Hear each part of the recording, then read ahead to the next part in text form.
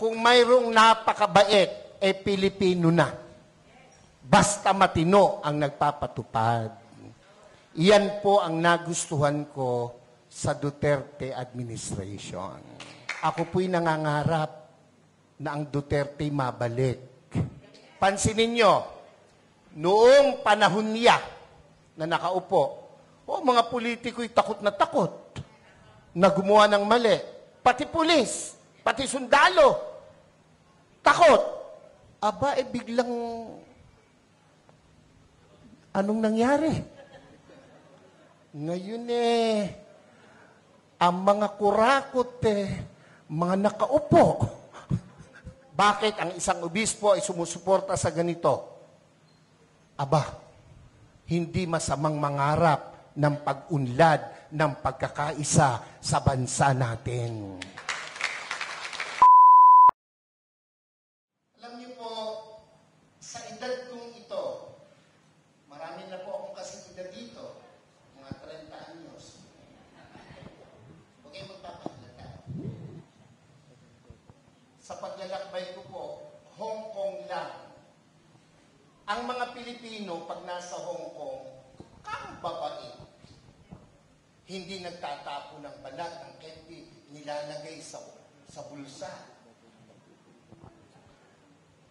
Pag naka-red, tigil. Kahit walang lumalakad na sasakyan, walang tumatawid. Ilalayo pa natin sa Subic ang Pilipino pag nasa Subic, ang babait, law-abiding citizen. Ang tanong, bakit? Alam nila kasi, hindi sila paglalaruan, hindi sila bibiruin ng gobyerno sa Hong Kong. Naran po ba kayo? Ang totoo niyan, yung katabi mo, matino yan. Pakisabi mo sa katabi mo, matino yan. Pag matino ang nagpapasunod. Amen po ba? Amen po ba?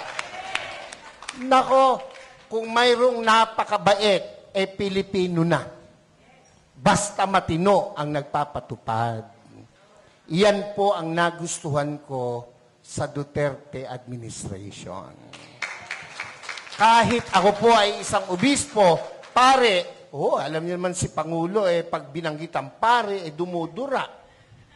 Hindi naman ako kasali doon. Ang katwiran ko, hindi naman lahat. Hindi ako kasali doon. Binabanggit ng Pangulo, pera si Bisha Perez. Naran po ba kayo? Ba't ako masasali? Kapogi kong ito.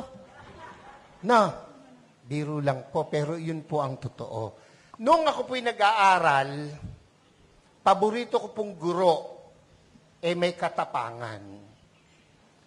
Abay, nakikinig lahat ng kaklase ko. Pag ang guro ay napakabait, naglalaro yung mga klase ko. Walang matutunan. Nakuha niyo po bang ibig kong sabihin? Sigurado, ang mabait, ang pinsang buo, katangahan. Pakisabi mo nga sa katabi mo, pinsang buo ng mabait, katangahan.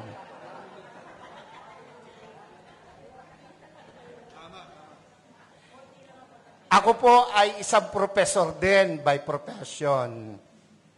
Isa po ako sa kinatatakutan ng mga estudyante.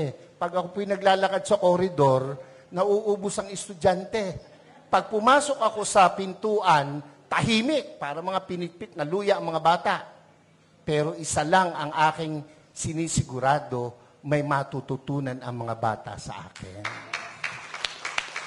Kaya po, ako ay kinatatakutan, pero pinakamamahal ng mga estudyante. Naran po kayo. Naran po kayo. Ako po'y nangangarap na ang Duterte mabalik. Yung mga hindi pumalakpak, bahala kayo.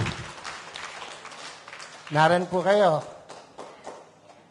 Pansinin nyo, noong panahon niya na nakaupo, mga politiko'y takot na gumawa ng mali. Pati pulis, pati sundalo, takot. Aba, biglang, anong nangyari? Ngayon ang mga kurakot mga nakaupo. Naran po kayo? Ako, tayo may hindi pinanganak kahapon. Alam natin yan. Bakit ang isang obispo ay sumusuporta sa ganito? Aba, hindi masamang mangarap ng pag-unlad ng pagkakaisa sa bansa natin. Kung hindi tayo magsasalita at kikilos, kung hindi tayo magpapakita ng puwersa, ng lakas, sino ang gagawa nito? No, kung palakpak lang, hindi mo magawa, lalo na sa rally, hindi mo kaya. Yung makasigaw ng Amen! Oy, yan yung matatapang. Yung mga hindi nakikain lang yun. Yung mga ganon, kumain lang yun ng kanin at ulam kanina. Nakakalimutan na. Di. Dapat, ito ang tandaan nyo. Ang buhay natin, minsan lang. Pakisabi mo sa katabi mo, mamamatay ka rin. Sabihin mo, malapit na. Pero, bago mamatay, napakagandang nagparinig ka, nagparamdam ka para sa bayan. Yun ang pinakamahalaga sa lahat. Amen po? Ako po hindi takot, makulong, mabugbog, basta't iparamdam mo yung gusto mong iparamdam. Babae, gusto mo, maganda, mayaman, sexy! Gustong-gusto mo. Sa tuwing nakikita mo, nagpupunta ka ng kubeta. Hanggang kubeta ka na lang. Hindi ka magtatapat, hindi ka magpaparamdam. Pag dumaan na ganon, simulan mo sa kindat. Simulan mo sa dila. Hanggang sabihin mo, crush kita. Hindi ka man tanggapin, at least nagparamdam ka. Mga Bulakenyos, mga kasama kong taga-Caloocan, Zambales, Pampanga, hindi masama na suportahan natin itong rallying to. Yung iba na pe-pressure ng kung sino, natural lang yon. Ang nami-pressure sa kanila, siguro nasa taas. Dahil kung nasa baba, hindi nila papansinin. Pero, tayong malaya, huwag tayong pa-pressure kahit kanino. Minsan lang ang buhay natin. No, sabi mo sa katabi, mamamatay ka rin. Sabi mo, mamaya lang. Wag.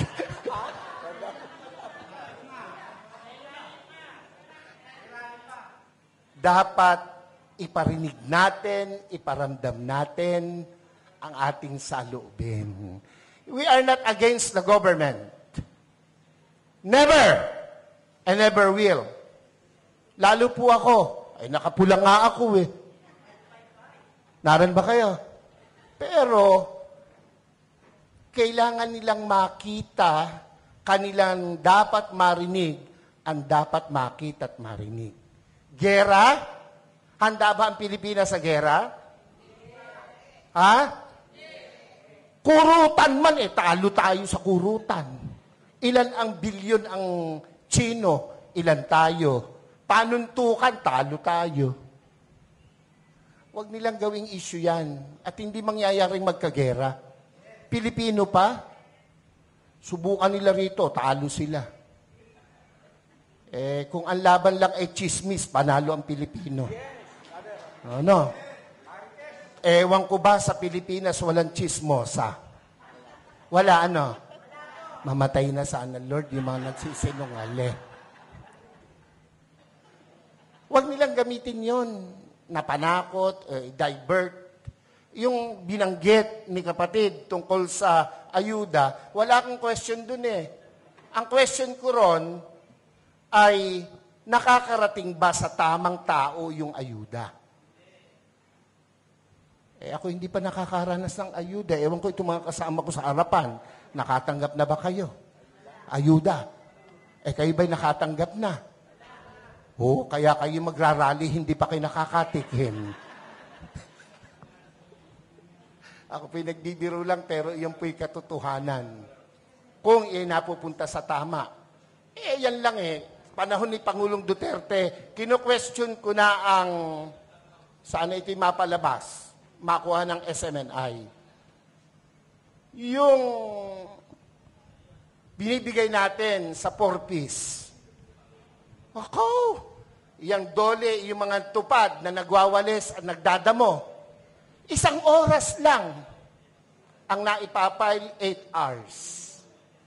So walang problema ang gobyerno, yung nagpapatupad. Naran po kayo. Yung 4-piece, hanapin mo mga nanay, isinasanla yung card. Nangagsusugal. Kung ang binibigyan ba niya ay matitinong kagaya ng nasa harapan ko ngayon, yung mga hindi nag-yes, bahala kayo. Ako'y nangangarap ng maganda sa inyo, kayo hindi nangangarap. Naran po ba kayo? Hindi ako against dyan, pero dapat tama ang binibigyan. Naran po kayo? Pag dumaan sa politiko, dole, ang magwawalis, mayayaman pa sa amin.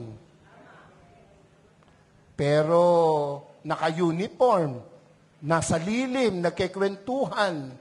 Ang pinagkikwentuhan, ganito lagi. Alam mo ba? Yun mga introduction ng mga chismoso. Alam mo ba? Alam niyo ba? O tango naman. Hindi tayo papayag na hindi natin iparinig, iparamdam, ipakita ang dapat nating ipakita sa bayang Pilipinas na ating minamahal. Ako po, kung matetreten sila sa pagtakbo ng mga Duterte, matreten sila. Bakit? Matitino yung Duterte. Ako po, kahit obispo, noong panahong iyan ay lumalaban, ako po'y kasakasama. Ako po'y nangitim. Ako'y inalukan na maupo sa kabinet. Hindi ko tinanggap.